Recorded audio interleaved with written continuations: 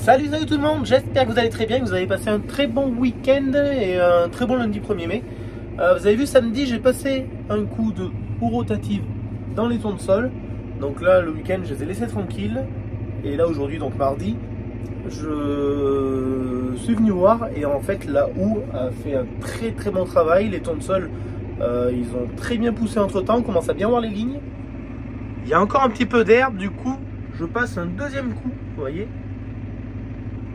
Je vais vous faire voir de près. Du coup, je passe un deuxième coup qui est très complémentaire du premier passage. Donc déjà, c'est chouette. On voit du tournesol, c'est-à-dire qu'ils n'ont pas tous été mangés. Donc, vous voyez, là, c'est là où je suis passé qu'une fois et là, je suis en train de passer une deuxième fois. Donc là où je suis en train de passer une deuxième fois, vous voyez plus beaucoup d'herbe. Par contre, là où je suis passé qu'une fois, on voit encore pas mal d'herbe. Vous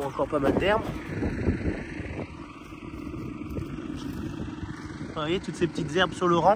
Donc le deuxième passage va être très complémentaire. Il va vraiment nous aider à supprimer toutes les nouvelles levées d'adventices et à rendre le tournesol le plus propre possible, surtout sur le rang. J'insiste avec sur le rang, parce que sur le rang c'est très important. Parce que c'est là où c'est le plus difficile à biner. Le reste entre les rangs, on passe avec une bineuse, avec des socs.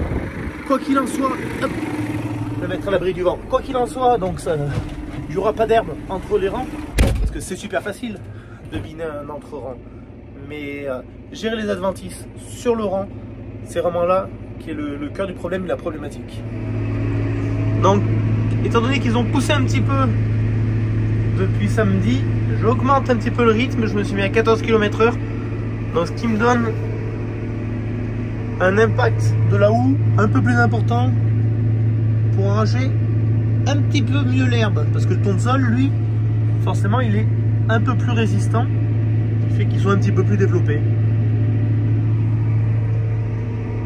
Donc bien sûr, le GPS m'aide vachement, parce que j'ai pas besoin de tenir le volant pour vérifier où passent mes roues. Pendant que moi je m'occupe du désherbage mécanique du tournesol, le deuxième 300, lui, avec Pipou aux commandes, il a la plantation des tomates. On va avoir fini aujourd'hui la première plantation de tomates. On aura planté à peu près 6 hectares sur les 17 qu'on aura en tout. Donc c'est déjà un premier pas, on va dire. Donc voilà les amis, pour vous situer, vous voyez qu'on a la ferme qui est juste à côté. Et est-ce que je peux vous faire voir là où ils sont en train de faire le chantier de plantation de tomates? Vous n'allez pas voir grand chose, mais je vais quand même vous faire voir là-bas au fond. Je m'arrête. Vous voyez la remorque avec les plants dessus. C'est la parcelle qu'ils sont en train de planter à droite de la remorque que vous voyez. Voilà. Les chevaux qui pâturent tranquillement. Les tuyaux que vous voyez à la ferme, c'est toutes les conduites enterrées qu'il faut qu'on enterre. On a encore du boulot, Et voilà, derrière le bâtiment là-bas, ce sont les oignons sur la droite. Sur la gauche, ce sera des tomates. De l'autre côté de l'exploitation à droite, ce sera des tomates aussi.